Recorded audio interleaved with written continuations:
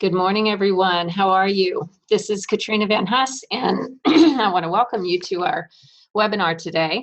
I have with me the delightful Cynthia Zagieboylo, pardon me, who is CEO and president of the National Multiple Sclerosis Society. Cyndi and I met recently at a peer experience sharing event. And I was taken with her demeanor and her directness. It was just very refreshing. And one of the things that I personally was working on at the time was my own strategic planning here at Turnkey. And Cyndi was in the midst, well, you finished one and then you were in the midst of bringing up another. So she was a huge resource to me. And, whenever I hear a great story, the first thing I think about is I wish all my clients could hear this. And so Cyndi agreed to do this webinar with us, which will be listened to today by a bunch of folks, and also we'll be distributing it as a recording. So a little bit of housekeeping. We will take questions, but we'll take them at the end. And we will get going from there. Cyndi, how are you today? Great, thanks. It's great to be with you. Oh, thank you very much. And I really appreciate you spending your time doing this. One thing I love about the nonprofit industry in general is that we don't treat it as a zero-sum game. All boats rise when we help humanity. So as we go through this session today, we're going to hit two sides of strategic planning. One is the technical side, and then the other is the human side. In two ways, the human side being both the humans impacted by the strategic plan, getting it in place, getting it executed, and then people who are impacted by its result. And then Cyndi herself. Cyndi, I found this very interesting, came up through the ranks at National Multiple Sclerosis, and that's pretty unusual. And I think it probably impacted your planning. Would you agree, Cyndi? I think there's no doubt that it did. All right, so Cyndi started in 1985 with the organization where she was a VP chapter programs. She was in that role until 2008 and then became chief field officer in 2008. And then at the beginning of 2011, became the CEO and president, the role in which she currently serves. So what I want to jump into first, Cyndi, is the strategic plan and how it impacted you. And we'll start with, when you think about the strategic plan and you think about your job, I asked you a question, one of the first things I asked you, which is, what is your job? And your answer was?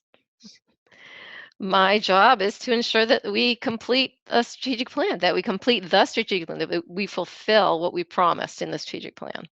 And I found that really amazingly simple and elegant. And when you think about it, I'm not sure before that day, I would have answered the question that way, but that is absolutely the answer. So today, let's start with the human element. When you think about the strategic plan and the strategic planning process, which you're going through your second time, what's your feeling? How do you look at it? Well, I mean, I think I'd have to start with overwhelmed, and I think it can be an overwhelming experience and process to undertake, but it is also extremely exciting. It's inspiring to be involved in strategic planning. It's a chance to really make sure that the organization is grounded and clear about what we want to accomplish. And for those of us who sort of like the intellectual kind of exercise of putting everything down and making and communicating what we do, it's great. It's inspiring. It's energizing. All those things. Yeah. So your emotion on the first time you did it versus the second time you did it, what's different there? Well, and I should say first, I've been involved with many strategic plans, more peripherally, some more peripherally, but as president and CEO, this is my second to complete fully as the president and CEO, but I was involved with others before then as well. And so I'd say as CEO, it's awesome. It's just sort of, it's so important and that we get it right and that we engage people. and that between the first and the second, I feel like we had a lot more to do in the first time I went through it. We got more grounded in some greater clarity about who we were as an organization. That was a very big part of what we focused on the first time. Our outreach was much more extensive. We did, and in the second one, we really made a commitment. The second time I went through it, we said, okay, we're going to build on our first strategic plan was great. We know there are places that we can improve, and we're going to build on that rather than start with a blank slate. Very good. One of the things about you, of course, that we said is unique is that you have this NMSS-centric background. Tell us about how that impacted your strategic planning versus if you'd come to the organization with, with experience with other organizations and not deep experience at NMSS. Well, I think for me, I can't imagine working another place besides the National MS Society and working with people who are affected by MS. I started in my career because I wanted to change lives. I wanted to have an impact, and the MS Society chose me. I chose the MS Society, and it was a perfect fit, and allowed me to grow within within what I wanted to do, and also I was part of the amazing work where we have had tremendous impact on people's lives. So I think that was where I started, and just and I should correct one of the things you said. I didn't start out as a vice president. I started out as a associate, a dishwasher, an associate, very, very early in my career, in 1985. As you can imagine, I was just out of school. Yeah. And I learned many of my life lessons from people who have MS. So it's a very entwined part of my life and who I am as a person and how I sort of grew up. And so when people ask me or actually recruit me to potentially lead another organization or be part of another organization, my answer is always, I'd like to finish this one first. I want to end MS, and then I'll be ready to move on to something else. But we have a job to do, and I'm very committed to that, and I mean that fully. And I think that is one thing that might make me different from other professionals who don't have the opportunity that I have to really be able to embrace and grow up in an organization that I'm so powerfully connected to. Yeah. So in that first job at the society, did you have any idea where you might end up? No. I really wasn't focused on that. I was focused on what I was trying to change that day in people's lives and people who have MS's lives. And the more I did that, the more opportunities I had, and the more times I was asked to be at the table.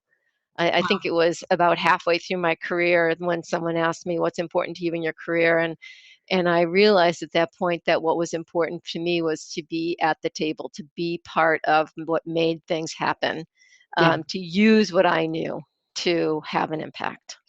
We could probably stop the webinar right there because that is a huge lesson for us. So you told me a story when we were together, and you told me about being on an impromptu panel of CEOs, and you talked about one CEO being from the corporate environment, and there were a couple of nonprofits, and the question put to the group was, what keeps you up at night? You want to tell us about that conversation? Well, sure. Well, first I'll tell you it was at a National Health Council meeting, which I hope people are enthusiastic about the National Health Council and the work that we do. I'm the chair of the council today, so I feel like I need to give that a plug. Yeah. It's a very, very important work.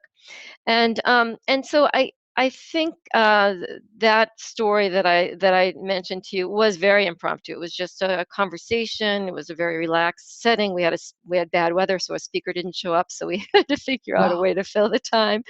And so we ended up talking about creating change and making decisions. And one of the things that came up was when someone brought up the question or was concerned about somebody you're not able to fulfill what a constituent, what a person affected by the disease has, and what they would like to see happen, or they're upset with the decision you made. And we've all experienced this. If you're a CEO, people wonder, you're getting paid the big bucks, all that kind of conversation.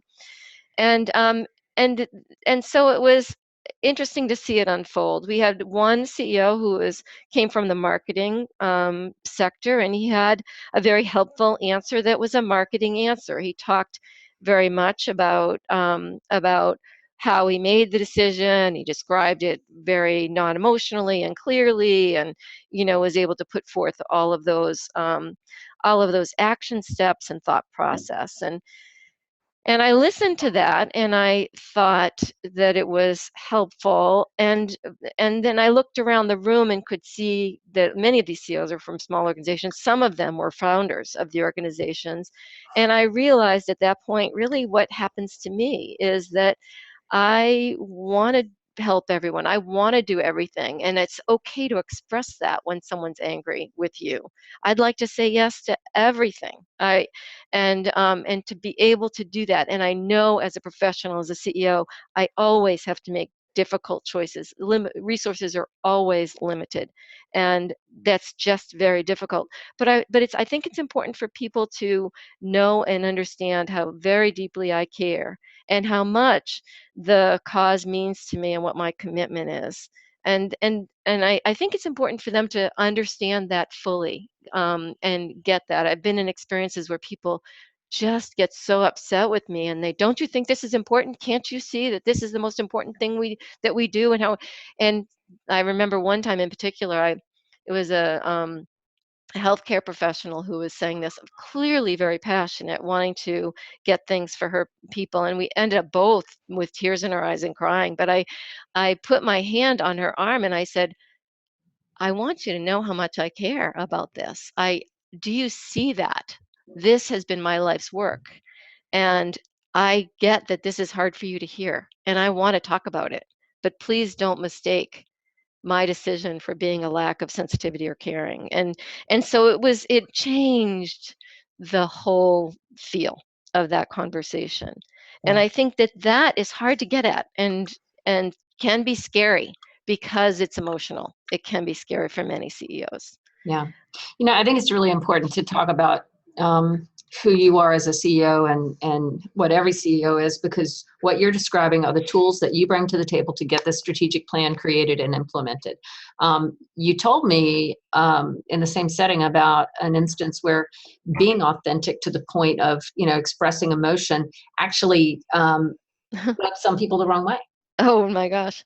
I don't think there's any, and maybe we could start by saying, Katrina, that anything you do will rub somebody the wrong way. Mm, Somebody.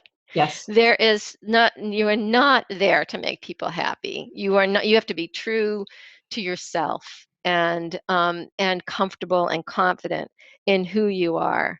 And I have gotten negative feedback about expressing emotion. I've gotten more probably positive feedback. But I think my point is, it's not, there's nothing I can do about it. It's not acting. It's just what's going on with me. It's how I feel. And so when I get a little choked up or my voice catches, that's what it is. So it's challenging, and I've always been worried about it. Mm-hmm. um, Especially most recently, I've had this experience with staff, especially because I ask for a lot of feedback and people volunteer a lot of feedback. I got one time quite a bit of negative feedback when we're going through a significant organizational change in the society, so people are on edge and angry at times. And I'm talking about staff. Then I got quite a bit of negative feedback for showing emotion after a staff meeting. I asked for anonymous feedback, and I got a lot of it that people said, I'm sick of seeing you crying. I'm sick of that. I don't want to see that anymore. And that, oh my gosh, that really hurt. And I did say on the next call, I said, look, I don't act. I don't know how to act. I am who I am.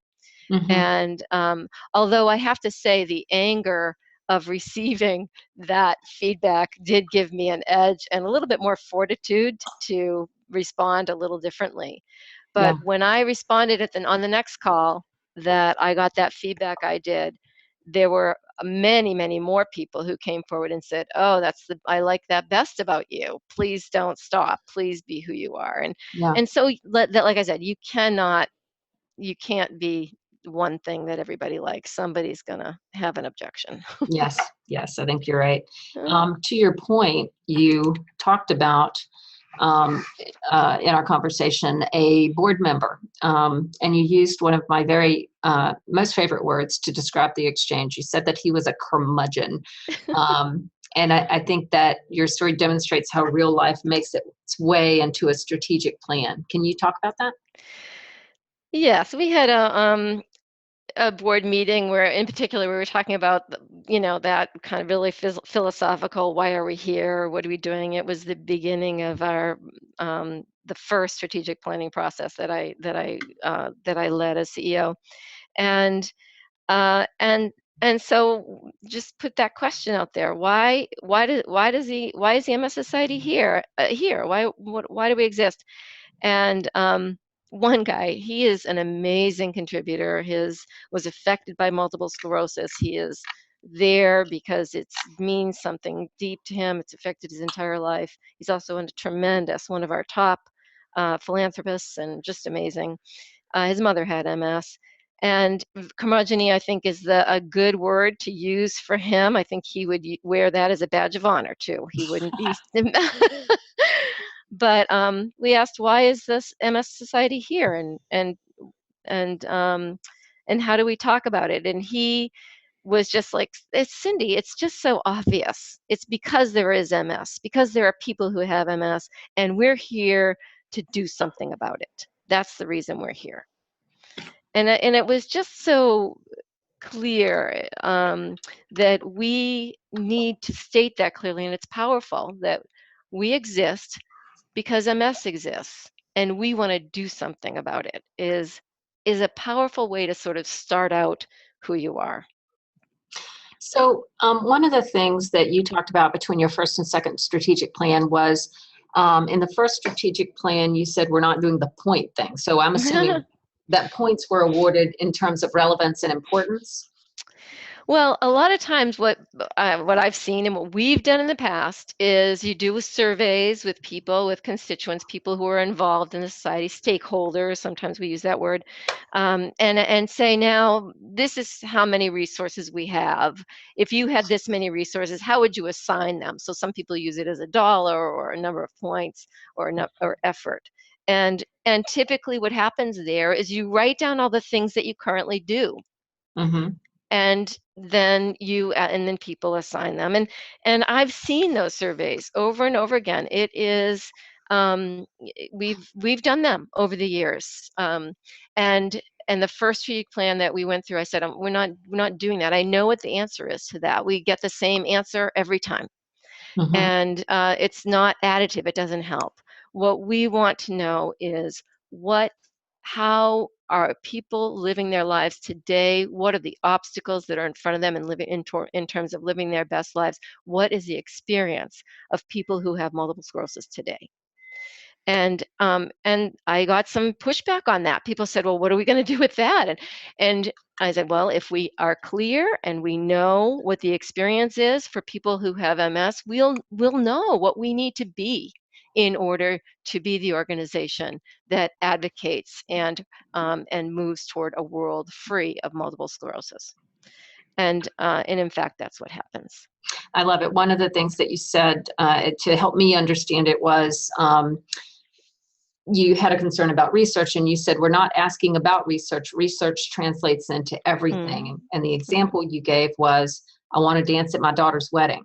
And the point you made was, we have to do research to figure out how that you can dance at your daughter's wedding. So I thought that was a great translation of real life into the strategic plan. Yes, great. And there's lots of things. People say, I want to make sure my grandchildren don't get MS. I mean, that's all of those things, all of the concerns and feelings that people have today should translate into something that you do or that you should be doing to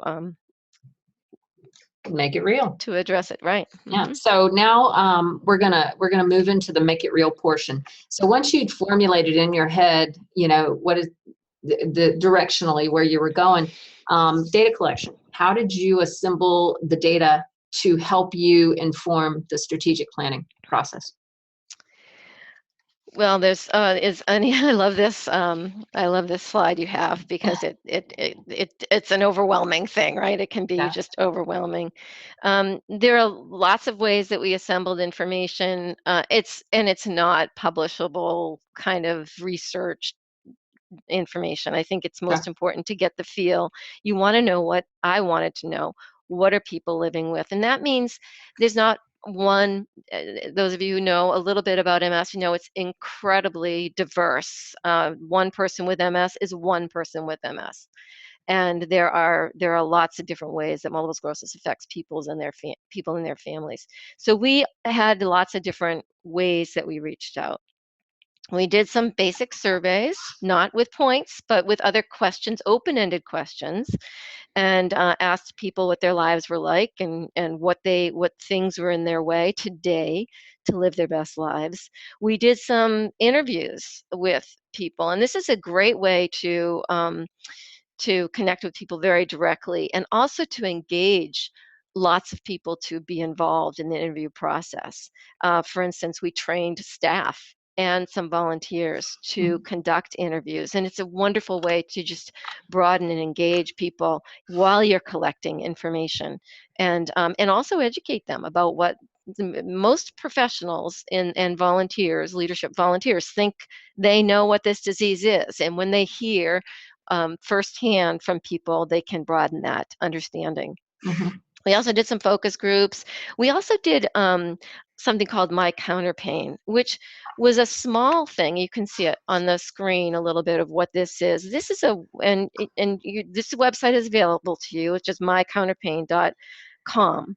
And a person who has MS, you can see her, Kate Milliken, she's in the left-hand corner on this screen, is an amazing professional who designed this website, and we decided to use it as part of our strategic plan information collecting process. It's a site where you can journal your experience in any process, any disease or anything. So there's a lot of them are about MS, but there are others. I think there's one on depression in the front page too, if you go on the site. And you can label each part of your life with an emotion associated with that. And it's a way to chronicle or journal your experience. And we know, for example, that this is a healthy coping technique. It's a healthy it's a healthy way for people to move through some of the challenging times in their lives. And we didn't get hundreds of these responses. We got few, I don't know exactly the total, of people who really volunteered this information, but they were powerful. And they provided very specific quotes and thoughtful descriptions of what they were feeling and what they were going through at various points in their experience with being diagnosed and having MS. And so this is a really powerful piece because somehow you need to be able to describe all of the outreach that you did. You need to be able to describe it so that people can hear it and can feel it. And it's generally not going to be in an Excel spreadsheet. Mm-hmm. It's more typically going to be by using phrases and descriptions that people had to describe their pain. And for example, the quote that I used with you and the story that I told, I just want to be able to dance at my daughter's wedding, that was from one of these outreach experiences. This is how somebody was just trying to explain, this is what I want. I have MS, I'm living with MS, I'm doing pretty well. I just want to be able to dance at her wedding. Oh. Or You know, that's so powerful. I'm struck. I was in conversations yesterday with a national nonprofit which was struggling to find their story, find exactly what's on screen here. And it's funny to think that you're starting with that story to build a strategic plan, and the other organization is struggling to figure out their story at that very interesting contrast.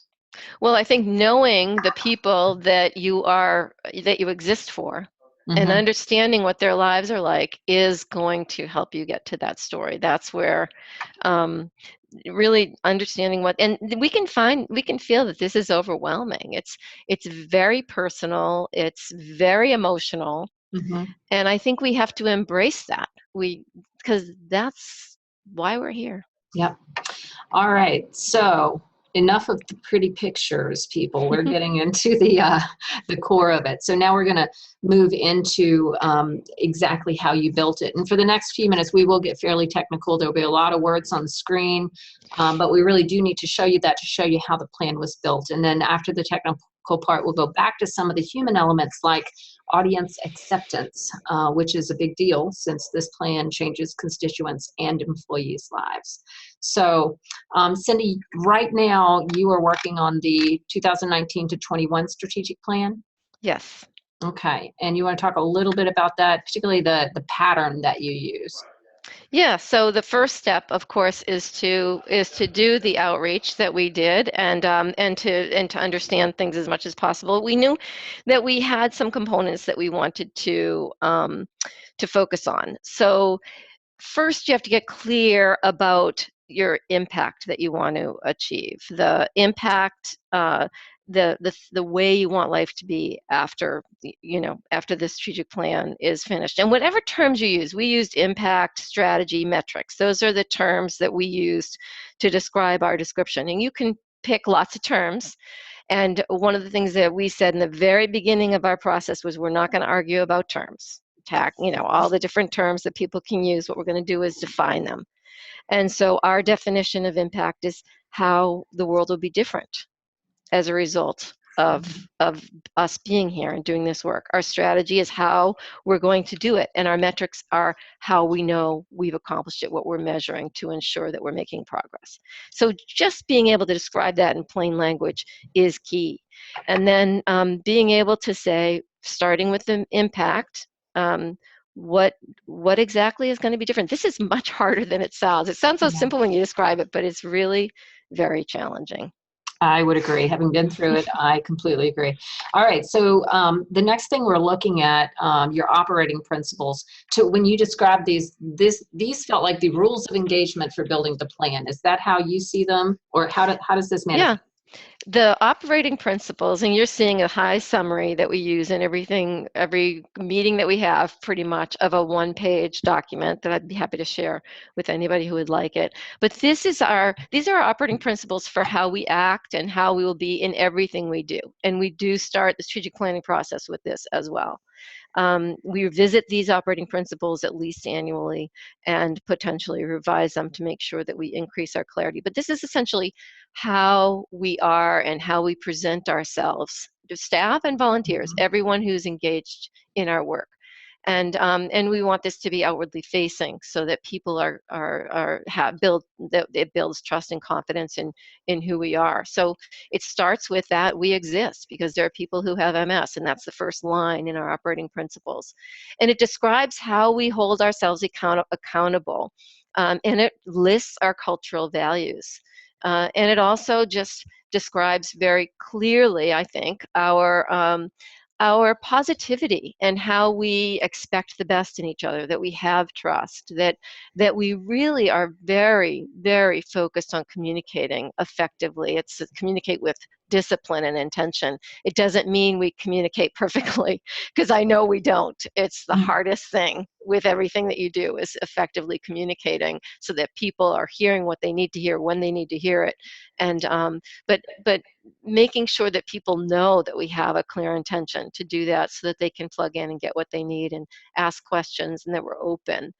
And that also that our decision making is clear. We are not a they, and there is not an us. We are all one, and we have a process of making decisions that is clear, and that is transparent. You can plug in. We gain a lot of feedback and input, and we're very disciplined about that. And we want people to know that we have a lot of energy that's focused on this work. We're unrelenting is the word we use to make sure that we have the maximum impact. So these are important not just to read, but to process and to think about and to live. How often do you stop a meeting and say we need to go back to our operating principles? I usually start the meetings with what these are, and then when you hear people referring back to operating principles, you hear it in a more subtle way. Mm-hmm. Um, about, and people use a lot of terms you'll hear as assume positive intent. When you hear somebody get negative or somebody say, well, you know what it means to not assume a positive intent, you'll hear it more because we really do try to live this. So Mm-hmm. um, it's not very often that people say, okay, let's pull these out again and think about them. Mm-hmm. But that people, you can hear it in their voice and hear about in what comments they make and how we correct each other Yeah. and support each other. Yeah, I thought this was really interesting that you brought this up as one of the first things. When I said, let's talk about your strategic plan, you said, well, let's start here. And I thought that was wise because, what is the formation of a strategic plan, but many, many meetings that happen so that we all come to one mind. Well, and people come to any meeting Yeah. and to a strategic planning process thinking, oh, it'll just be easier, 5 of us get in a room and write this, or Mm-hmm. we can't, we have to.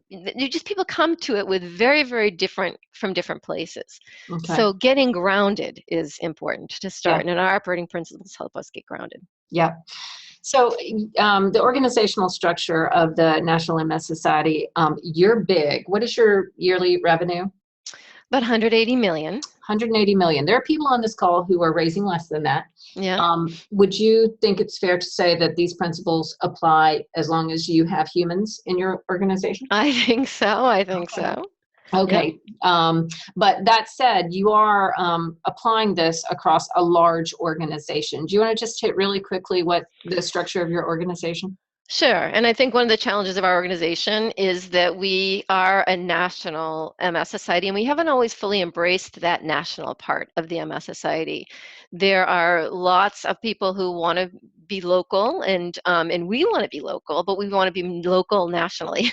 Yeah. So it is a very challenging thing. And those of you who are familiar with a federated model, we used to have a federated model of the organization where there was a central piece and all the chapters contributed to the central, and we've shifted from that so that we have redefined what it means to have chapters.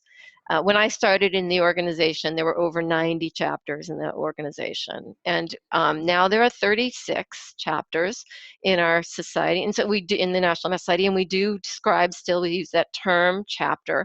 And then we describe very clearly what a chapter is. It's just a defined territory. We cover the entire United States. So it's just a piece of the United States. And each chapter has a board of trustees that has an oversight kind of and a community building responsibility, but they don't have a governance responsibility. There's a national board of directors that oversees the entire organization, and each chapter has an executive leader, and we call it a president, who is the staff go-to person who represents the society and is so responsible for ensuring that we maintain our operating principles and we fulfill the strategic plan. Very good. All right. I thought this next thing was really an interesting thing, that the staff is aligned by function, but the first bullet, each person reports to an individual who knows his or her work. I thought that was funny. This is another it's maybe funny, it's sort of obvious, but not so much if you think about it. We're a matrixed organization now. It's new for us, so I don't pretend to be expert at this yet. We're still working on being clear about matrix organization, but we reorganized our entire society so that people don't report to the executive, the president that I referred to, that's responsible for being the presence of a particular geographic region, a chapter territory. People refer by function, and they report to somebody who knows what they're doing. So in the past, for instance, a president would have direct reports of maybe the development director and a finance person and a services person. And no individual is expert in all those areas of work. Mm-hmm. And it just it doesn't make sense in today's world for us to work that way. We need to be without borders and to work more seamlessly rather than compete with each other, which is what we used to do. in the old structure. Which So it's is, a big change. yeah, and almost every organization I talk with, a complaint is the siloed nature of the work. So what you're saying is that the strategic plan level, you are working against silos. Yeah, well, I think that's funny because that's true. And one of the big criticisms I'm getting now, or concerns that I'm hearing from staff, is everything feels more siloed to them. And it's just a different silo. So you always have to worry about silos. Yeah. You just need to make sure, and that's what the matrix structure does for you, as long as you're able and you're really careful and considerate about implementing it. But and my answer to people is, well, we used to have silos that were geography. Now we have to protect ourselves about having silos that are functional. Yeah. And so we do that in a number of ways, and we'll get to that in a little bit later. But it's very important that people don't feel siloed and that there's a good communication process. But it's a challenge. Yes. So your leadership teams, do you want to review your? Yeah, so just quickly, these are the staff leadership teams, and it's important, I think, to declare them and to be clear about what they're responsible for and who they are, and how people have access to them and how they relate to each other. So these are ours, and we have a full description of what their purpose is and when they meet and who reports to who and the org structure and all that kind of thing, just so people are clear. And the executive leadership team are the people who report directly to the CEO, to me. And there are 5 of us total on the executive leadership team, and all of the senior leadership team, who are the function leaders of the organization. So that would be each departmental area plus a few others, but their key function leaders report to one member of the executive leadership team. And I think we have 19 people who are on the senior leadership team.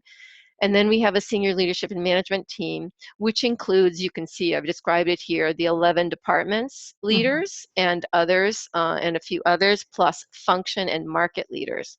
And market leaders are the presidents or executive directors that I described before. Got it. All right. And then now we're into a graph that looks pretty overwhelming. Can you tell us what this is and how you use it? Well, this is, again, getting to that silos question of how do you avoid silos, and these are it's just focusing. Our mission is the thing we're focused on, and we have these different departments. These are our departments. We have 11 of them that are responsible for the day-to-day work of accomplishing the mission.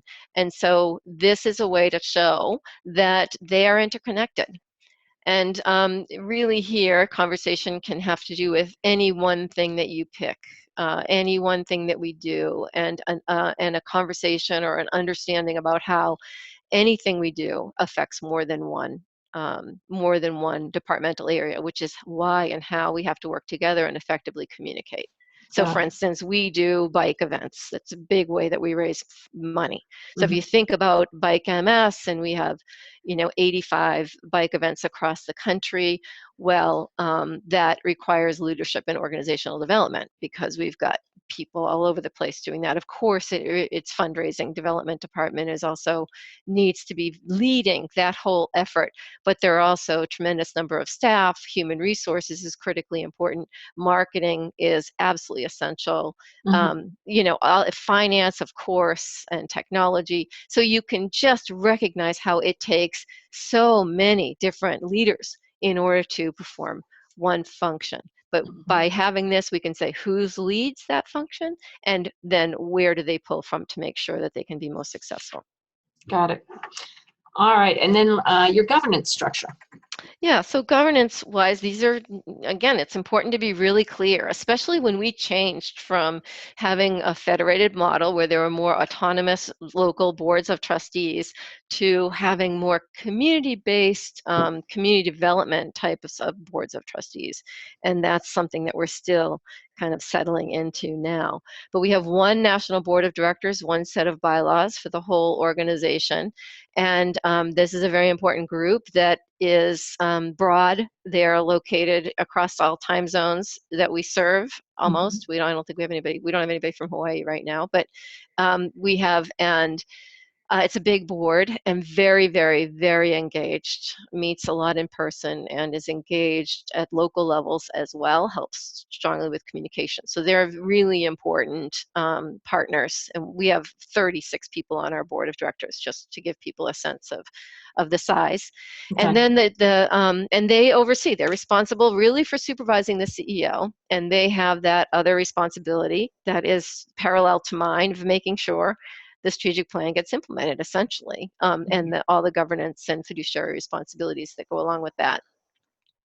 The delegate assembly is our voting membership, essentially, and they're made up of the National Board of Directors, all those members, plus the chair from each chapter, and some other key leadership volunteers that are clearly described in our bylaws.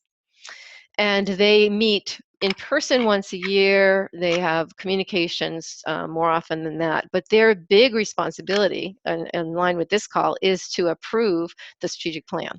So they are quite engaged and informed about how the strategic planning process is going.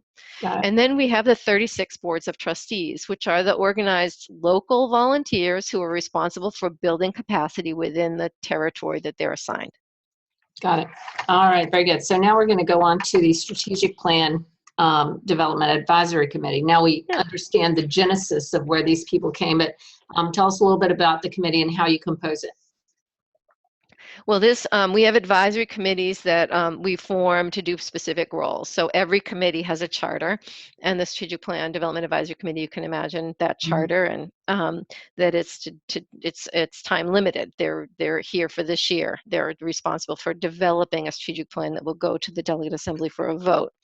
And these are not figurehead people. These are roll up your sleeves working people. And the committee composition was important to start with the chair. We needed the right chair. Now, I know a lot of people, a lot of organizations will use an outside consultant to do strategic plan. I advise that you do that, especially if you're newer to strategic planning. And we have done that every year before this year, actually, pretty much. I think that's right. Certainly in my tenure. And it is helpful to have that outside perspective. We were in a year where we were building on our current strategic plan. We weren't overhauling, we weren't blank slating. And so we felt that what we needed was the right committee chair to help us with strong staff leadership that could help move us through a process that we were pretty clear that we wanted to accomplish, and it's working beautifully. So our committee chair is a volunteer. It's a person who has MS. She's a one of a kind. So if you're lucky enough to find somebody like this, then it's key. It's key to have that right leadership, and she's one of the key reasons that we were able to do this on our own. It's also important that the National Board chair is part of the process, since this is under his watch, so he's got to be engaged. And we had those, all the executive leadership team as part of it as well. They're the key responsibility of the executive team. These are all the people, the staff who report to me. These are the part of our responsibility is to be looking to the future and to deliver the strategic plan. So of course they've got to be heavily engaged, and we want that to be right out front. We're not going to pretend that somebody is developing this to give to us. We are the most knowledgeable people about this work, and it's important that we're engaged from the beginning. And then we had some key society volunteers who actually got to be nominated and selected to be part of the process, and that balances out our committee. And so these were volunteers that came from local, mostly from one of the boards of trustees around the country. Yeah. I find it fascinating that 2/3 of your committee to develop a strategic plan is volunteer. And I wonder if that's typical. For us, I would say it's typical. And these volunteers know what they're getting into when they sign up. One of the things that we say is these are when the in-person meetings are going to be. And if you can't attend those meetings, then maybe another time you can participate. Right. But it's important to be fully engaged. Love it. All right, and now timeline. Well, and this, just to give you a general sense, it's important to do this in the beginning because you need to know exactly where you're going. And we knew, for instance, that we had November, that's when our delegate assembly meets. So we knew we had to get November. And I think Yeah, those of you on the phone are very clear. I always find myself working backwards, right, right. what's the end thing, and then where do you need to go from there, and then you get freaked out when you realize how much you have to do Yeah, by then. But having that breaking it down, and we had Maura Dunn is on the phone here, and was the staff person who really has led the charge and kept us all together on all this work. And she's done a terrific job, but it was one of her first tasks to say, okay, how do we break this down? And of course, she got lots of input, and just being able to say, how are we going to tackle it and how are we going to address this? So yeah, you can see we focused on outreach in the beginning, and we broke that down by what kind of outreach we were going to look for, right. and so on. So it's just it's important to have your points that you hit so you know you're making progress. Yeah, I love it. All right, and then to Well, the planning process. yeah, so this is a presentation or a description that we designed sort of in the beginning of our outreach process when the committee was feeling a little bit overwhelmed with all the information we were trying to absorb, and we had this terrific quality of life research that we were examining, and just really a lot of stuff to take in, and it felt very all over the place, lots of stuff going on all the way around. And so this was very helpful. One of the committee members actually came up with this diamond shaped Hmm. picture, which was really helped us all take a deep breath.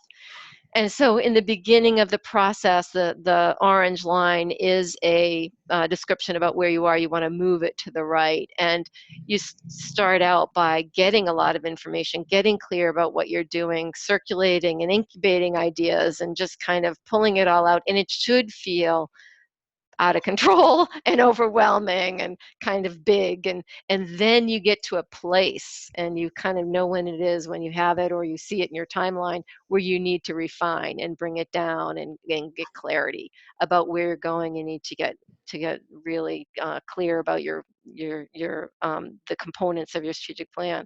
So Yeah, that is, and I would say our line is much further to the right now that you can yeah. we're doing, because we're making more progress in that. But that's what this is all about, and this picture is all about. It helped us to feel like we were making progress. And I imagine that that illustration gave people a sense of calm. Like I am supposed to be overwhelmed right now. I should That's be right. overwhelmed right now. Yeah, That's right. That's exactly right. That was helpful for all of us. It was like a collective sigh when we realized, wow, we're in the thick of it, and that's exactly where we're supposed to be. perfect. I love it. And this is the culmination of the work.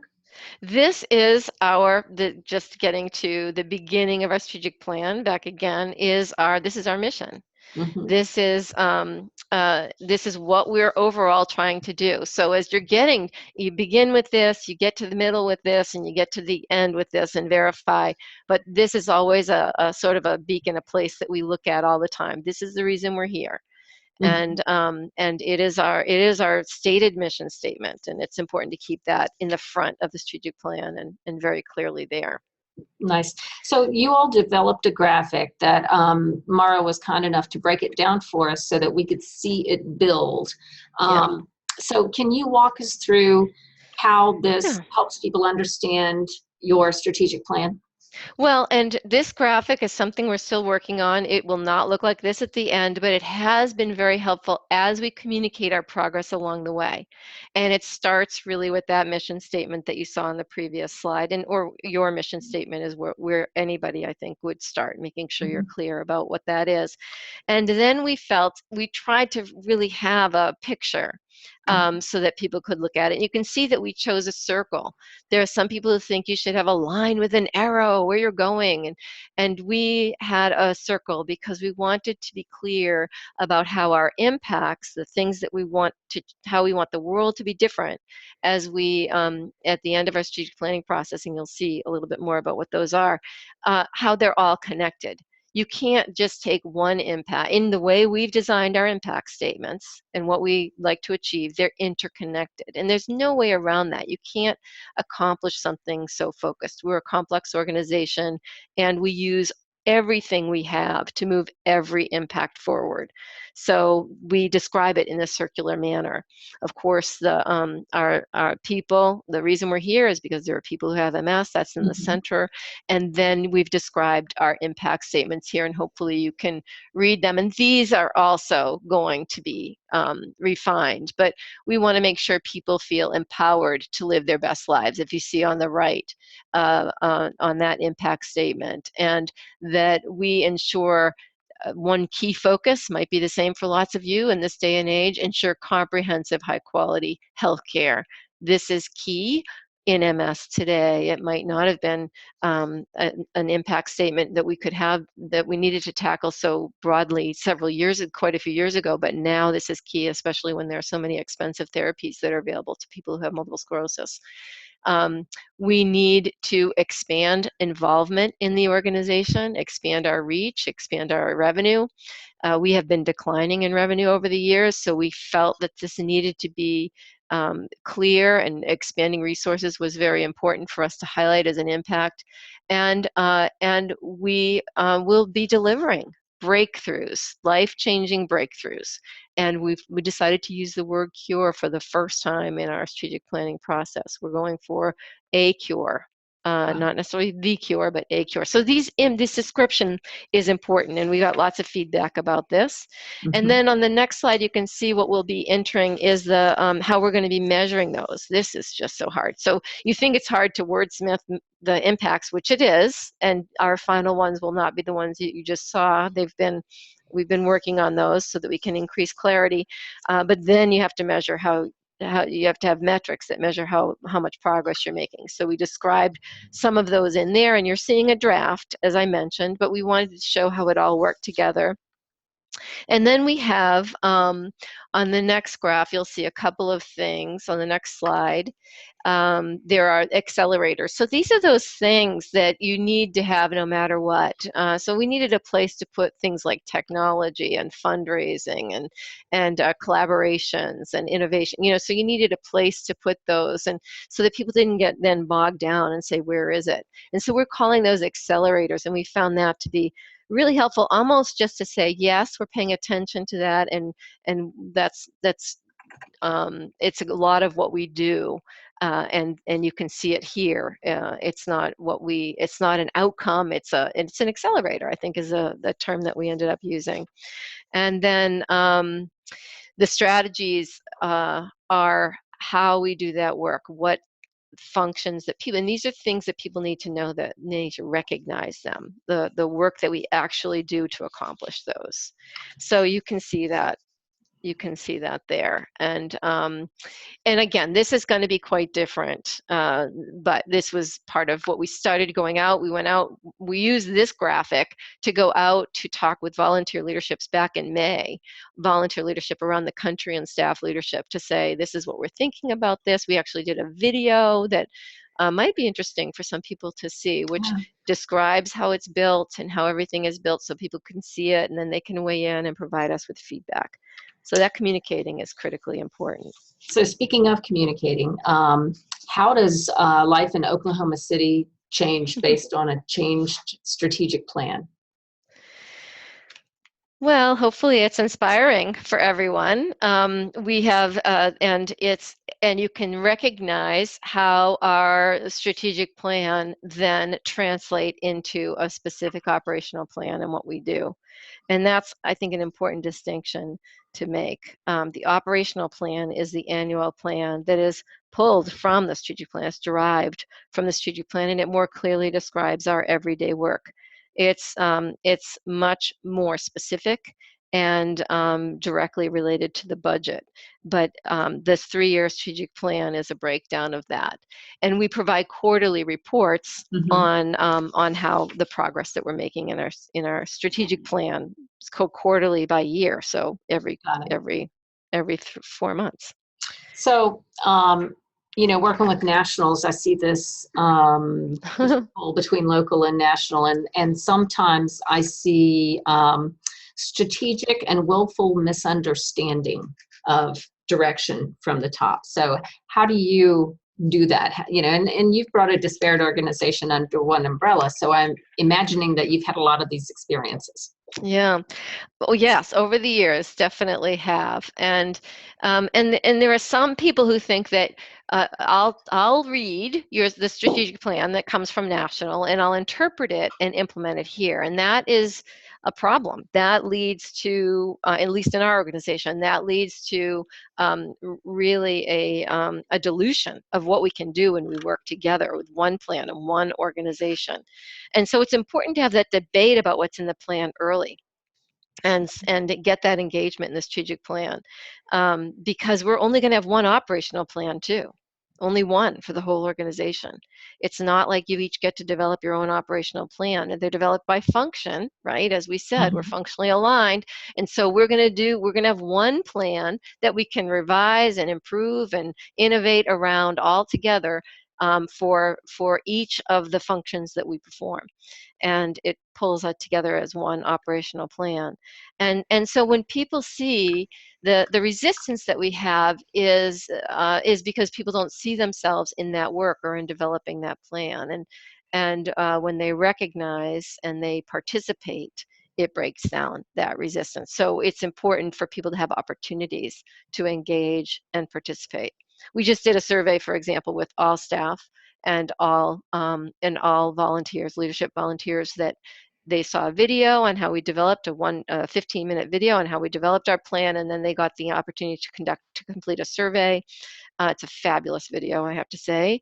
Right. And so we had about out of 950 staff that we have, 160 or so responded, and so that's a good number. We'll report that back on our next call, which will be next week, and let people know how they contributed and what their input did, how it changed the strategic plan process. So I think that's important. It's important for us in terms of managing change, which is what strategic planning is really all about. You got to bring people along with you. Very good. And tell me, how did you manage feedback from the field? Well, or what is the feedback loop, I should ask? Lots of feedback that we need to get. It's checking in many times throughout. We have the key people that we have is with the strategic, you saw that before this, the Society Leadership and Management Team, which is about 80 people who are either market or function leaders. So these are staff, high-level executive staff that I meet with on a monthly basis, and by mostly the conversation on a monthly basis, it's a teleconference, a go-to-meeting, and it's a lot of relaying information and requesting input or engaging people in the process. And this is where we need to be very clear about the expectation of this group is to implement. And they have a very clear role. They're responsible for weighing in and participating, and for doing that, that's within our operating principles. They must plug in. They have to engage. They need to talk with the people that can do something about it. They need to participate in leadership, and they need to then make sure others are bringing along. So if there's an element of a person that's disgruntled or unhappy or or going underground and bringing, that needs to be snuffed out and brought to the surface so that we can all engage and talk together. So it's a lot of work, and we're in a place now where people are much more open than they have been in the past. We don't have those underground conversations anymore. That is fantastic, because they are toxic. Yeah. I think you addressed this already, but I think you clearly defined there's a strategic plan that's every 3 years. There's an operational plan that's annual, and that's really the tactical level, right? Right. So the strategic plan is a 3-year plan, strategy level. We measure it quarterly. The operational plan is an annual plan that's associated directly with the budget that clearly describes what our work is for that year. Yeah. Okay.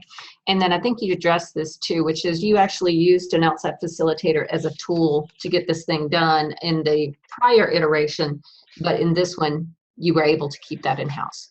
We did keep that in-house. We learned a lot in our process, and we also have, you could call them, we have at least three, I think, of our board members who are I'm sorry, our strategic plan development advisory committee members who have deep experience in strategic planning.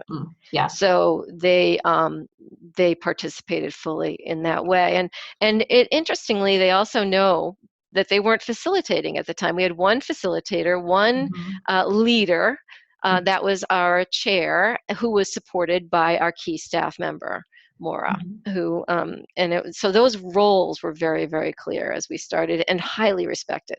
Right. And then you also have the support of a data warehouse that produces what you called metrics that matter. We do, and I'll say our metrics still need work. This is a big challenge area for us. So we have the function leaders are responsible for reporting on to develop our metrics, and we have metrics that matter and other reporting systems or metrics that help us monitor how effectively we're implementing our day-to-day work and our strategic plan. Okay. The next slide, I'm going to skip over because we're about out of time. And I wanted to ask you, before we close, I picked this graphic after my conversation with you, so the answer is pretty clear. It seemed to me like the difference between your first strategic plan and the second strategic plan was focus. It was how you spent your time, and we're very specific about what you were after. Would you agree with that? Yes, I think focus is a good word to use. I'm not sure I would use a hunting lion as the way to describe my focus, but focus is a good word to describe my leadership in general. The way to have, when we all focus, a whole national organization and all of those leaders on achieving very specific impacts, we can move the needle on those most quickly. And I think people really they see that and they understand that, and they want to be part of a big accelerated progress. Right. And knowing that we can't do everything, we have to do the most important things, even if they're the hardest things. We still have to do those because they're the most important. So we have a couple of questions from the audience before we close today. First question is, do you use any other software to implement your strategic plan? And I will add, or your operational plan, project management software, anything like that to enhance transparency? Software. I'm not the best person to ask about in terms of software. Of course, we do a lot of surveys. We do a lot of that kind of thing with a data warehouse. We have different tools that we use and programs that we use. But we don't have a project management software specifically that we use. So clearly that's not a limitation for a $180 million organization. So it shouldn't be for a well, I don't know, a limitation. I'm not even sure exactly how it would, what would help us. I know that our focus on the information that we have and the data that we collect and the accuracy of that, it's been huge. We just centralized our whole constituent information management process, and that has been our focus, getting that right. Moving to the cloud, our data warehouse we accomplished that last year, huge progress. So there's lots of challenges, and we are getting better at all of that. But I think for us, there are a lot of things that we feel like we need to do. We're going to move to for instance, we're investing now in a constituent relationship management tool that will be part of our 2018 and launching 2018. Really huge for us now that we have better data and clearer data and clean data information. So it's all, you got to figure out where you are in the process and just keep getting better. I don't think that ever ends, any of that. Last question, then we'll wrap up. Have you noticed any changes in your organization's culture as a result of your strategic plan? Well, yeah, I think you can't separate the two things. We've been very, we started really by saying we're gonna focus on culture, and we're gonna define our culture, and we're gonna be clear about what that is. And that's a big part of where the operating principles came from. And our cultural values are listed within that. So it is, yes, and the matrix management totally changes your culture and how you behave. And so they're completely intertwined. I would say the way I would describe it more. So culture really comes first for us and needed to come first, and we need to demonstrate how our cultural change it makes us better at being able to achieve our strategic plan. And our last strategic plan, the one that ends in 2018, is if you take a look at that, you can see that a very big part of it was to address our organizational structure, our culture. That we had that as part of our last strategic plan. Now we're building on that, and we're using that shift that we effectively accomplished to be the most effective organization we possibly can be. Very good. Well, Cyndi, this has been wonderful. Thank you so much. I know I personally have benefited from both our first conversation and this one, and I hope that our folks who were here today and also those who received the recording will benefit as well. Thank you so much for doing this with us. Well, it's my honor, and I hope to hear from people and how they're doing. Thank you. Absolutely. Cynthia Zagieboylo from the National Multiple Sclerosis Society. Thank you all, and until next time, we'll talk to you soon. Bye-bye.